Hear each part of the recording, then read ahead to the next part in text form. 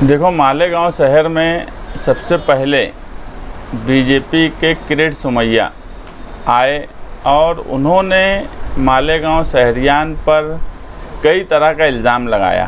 ख़ास तौर से बांग्लादेशी और रोहिंग्या कि यहाँ पर हज़ारों की तादाद में बांग्लादेशी और रोहिंग्या है।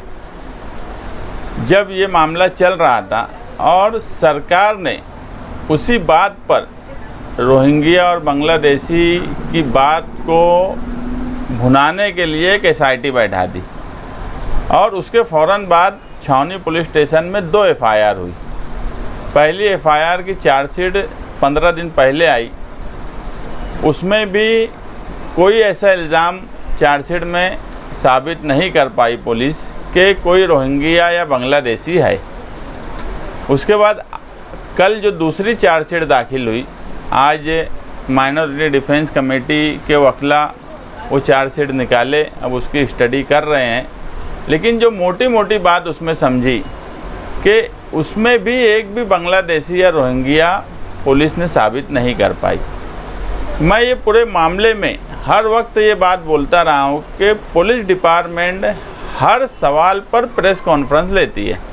कोई भी मामला होगा तो पुलिस प्रेस को बुलाएंगी और अपनी बात रखेंगी। ये पूरे मामले में अगर चार्जशीट भी फाइल हो गई तो पुलिस डिपार्टमेंट ने प्रेस बुलाना चाहिए और बताना चाहिए कि इस चार्जशीट में क्या क्या है। सबसे अहम सवाल जो है कि क्या बांग्लादेशी या रोहिंग्या पूरी इंक्वायरी में छावनी पुलिस स्टेशन के इनको कोई मिला क्या, या किसी के ऐसे कागज़ पत्तर मिले क्या, तो ये चार्जशीट में हर हाल में आए होते, मगर कोई भी ऐसा सबूत नहीं है। हम अव्वल दिन से माइनॉरिटी डिफेंस कमेटी जब बनाए तो हम एक ही बात बोले कि मालेगांव शहर में कभी भी पाकिस्तानी, बांग्लादेशी या रोहिंग्या ऐसे लोगों को मालेगांव शहर पनाह देगा, ये हो ही नहीं सकता। और वो हमारी बात सच साबित हुई। मामूली गलतियों की वजह से लोग आज जेल में हैं। तकरीबन 40 लोगों पर FIR हुई है, कई ख्वातीन जेल में हैं। ये हमारे लिए भी अफसोस की बात है कि अभी तक उनकी बेल नहीं हुई, मगर हमने अभी हमारे एडवोकेट अब्दुल अजीम खान जो सीनियर वो हज पर हैं, पीछे एक मीटिंग बुलाकर हमने मर्चेंट वकील को भी साथ में जोड़ा। Advocate Arif, advocate Tauseef, advocate Amin, ये हमारी पूरी टीम है और मर्चेंट वकील को भी जोड़े हैं।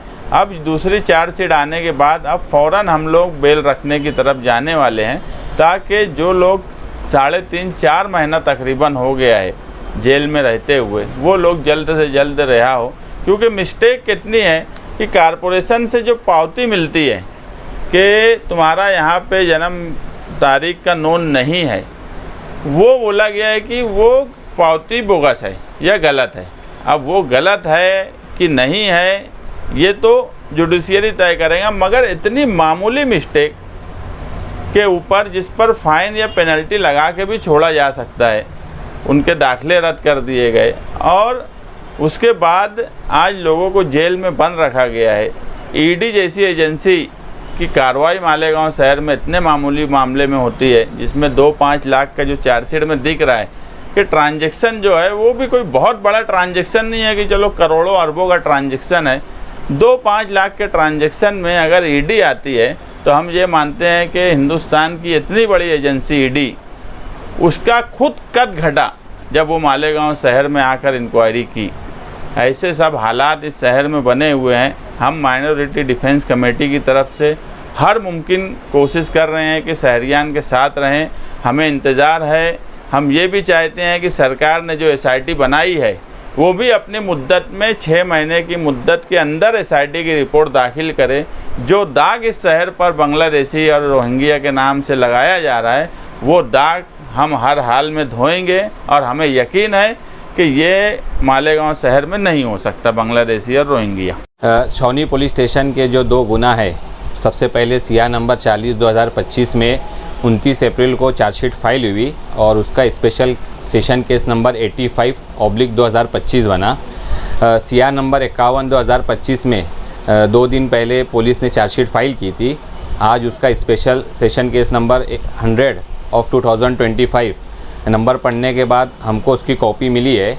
हम इंशाल्लाह 1-2 दिन में उसका बारीक बीनी से मुताला करेंगे अगर दोनों चार्जशीट देखी जाए तो ये आप देख सकते हैं, ये सीआर नंबर 40 की चार्जशीट है और ये सीआर नंबर 51 की चार्जशीट है।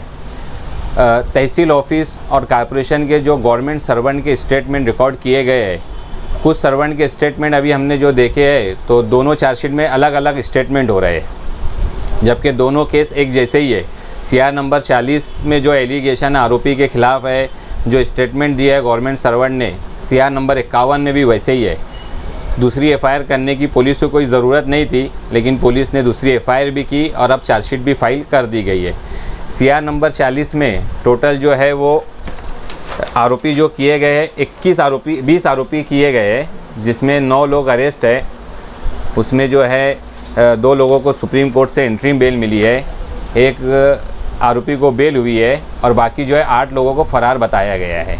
वैसे ही सीआर नंबर 51 में जो है टोटल 21 लोगों को आरोपी बताया गया है, जिसमें से 10 लोग जो है जेल में हैं और उसमें जो है एक आरोपी नंबर 4 है जो एफआईआर दाखिल करने से पहले ही इंतकाल हो चुका है उनका, ऐसा पुलिस ने चार्जशीट में बताया है। 4 लेडीज़ को जो है नोटिस देकर छोड़ा गया है और 51 नंबर की एफआईआर में 6 लोगों को फ़रार बताया गया है। इंशाल्लाह हम दोनों चार्जशीट का और बारीक बिनी से मुताला करके एडवोकेट मर्चेंट से हम बात करके इंशाल्लाह पीर के दिन से जो है ज़मानत दाखिल करने की पूरी कोशिश करेंगे।